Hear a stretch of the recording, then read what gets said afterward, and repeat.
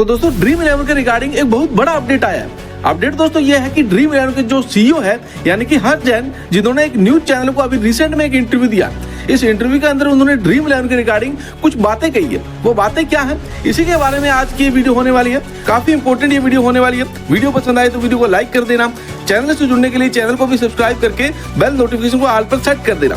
और अगर आपने अभी तक हमारे टेलीग्राम ग्रुप को ज्वाइन नहीं किया है तो कर लीजिएगा, क्योंकि वहां पर आपको बेस्ट टू बेस्ट फैंटेसी की टीम मिलती है और कोई भी न्यू अपडेट आती है सुप्रीम कोर्ट से रिलेटेड या फिर फैंटेसी से रिलेटेड, सब कुछ मैं आपको वहां पर सबसे पहले दे देता हूं। और दोस्तों अगर आप अभी भी लीगल तरीके से फैंटेसी खेलना चाहते हैं तो आप सिर्फ जंबो ऐप पर खेल सकते हैं। वहां पर आपको कोई इशू नहीं आएगा। इंडियन बेस्ड ऐप है, इंडियन पेमेंट गेटवे जिसको मिला हुआ है, और ये आपको फैंटेसी के लिए डिपॉजिट नहीं करवाते हैं, ये आपको डिपॉजिट करवाते हैं शॉपिंग के लिए, और साथ में आपको दे देते हैं फ्री गेम्स टोकन जहां पर आप फैंटेसी खेल सकते हैं। तो डिस्क्रिप्शन में लिंक है, अगर आप खेलना चाहते हैं तो जाकर खेल सकते हैं। यहाँ पर आपको कोई इशू नहीं आएगा।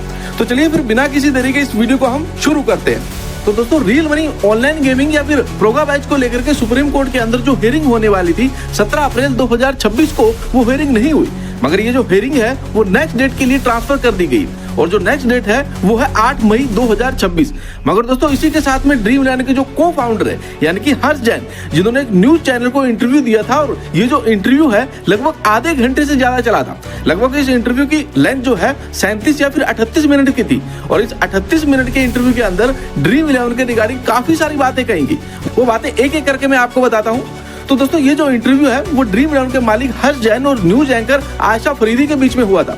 और न्यूज एंकर के इंटरव्यू सबसे पहला सवाल ही ये पूछ डाला कि जब promotional regulation of online gaming act 2025 यानी कि जब प्रोगा आया तब आपको कैसा लगा था, आपका पहला रिएक्शन क्या था, इसका क्या प्रभाव पड़ा ऐप पे, और आगे आपके क्या प्लान है। तो ऐसे में जो ड्रीम 11 के को फाउंडर है हर्ष जैन, उन्होंने रिप्लाई करते हुए कहा, देखिए जब प्रोगा आया था तो हमारे लिए काफी अनएक्सेप्टेबल था, क्योंकि हमने कभी ऐसी कल्पना नहीं की थी कि हमारे साथ में ऐसा होने वाला है या फिर हमारे साथ में ऐसा हो सकता है। मगर हमने प्रोगा का सम्मान किया, हमने इंडियन गवर्नमेंट का सम्मान करते हुए इस फैसले को अपनाया है, और हमने अपने ड्रीम 11 से रियल मनी जो मनी कॉन्टेस्ट है उसको बंद कर दिया है। यानी कि ड्रीम 11 के ऊपर जो पहले पैड कॉन्टेस्ट हुआ करते थे उन्हें बंद कर दिया गया, और इसी के साथ में हमने जो प्रोगा बिल है उसका सम्मान करते हुए इस प्रोगा बिल को हमने कभी भी चैलेंज नहीं किया है। यानी कि ड्रीम 11 गेम ऑफ स्किल है या फिर गेम ऑफ लक है।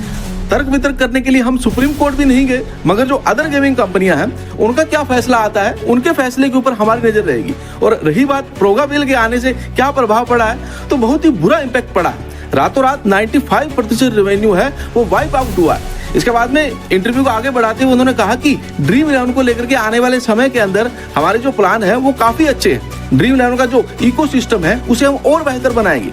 साथ ही साथ ड्रीम 11 के अंदर यूजर्स को देखते हुए कुछ नए फीचर्स भी ऐड किए जाएंगे, क्योंकि ड्रीम 11 का जो यूजर्स बेस है वो काफी बड़ा है, लगभग 250 मिलियन यूजर बेस है। इसके अलावा जो को पार्टनर है जैसे कि फैन कोड हो गया, ड्रीम मनी हो गया, ड्रीम सेट को, इस तरह के पार्टनर्स को मिलाकर के 50 मिलियन और हो जाते हैं। तो ड्रीम 11 के अराउंड 300 मिलियन यूजर है। तो ऐसे में वो कह रहे हैं कि ड्रीम 11 नहीं बल्कि एक बहुत बड़ा ब्रांड बन चुका है। इसके अलावा दोस्तों गवर्नमेंट ने भी अपनी मंशा जो है साफ कर दी है। ड्रीम 11 के ऊपर आपको पैड कॉन्टेस्ट तो नहीं दिखाई देंगे, मगर आने वाले समय के अंदर आपको प्रोगा बिल से रिलेटेड काफी कड़े नियम देखने के लिए मिलने वाले हैं। बाकी दोस्तों ये जो इंटरव्यू है वो पूरा इंग्लिश में हुआ था, जिसका मेन पॉइंट्स जो था वो मैंने आपको कवर कर दिया।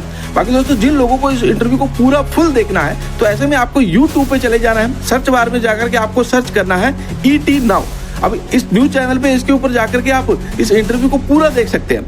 फिलहाल आपकी राय क्या है, क्या ड्रीम 11 या फिर माई 11 सर्कल जैसी फैंटेसी ऐप बैन होनी चाहिए या फिर नहीं, हमें कमेंट करके जरूर बताइएगा।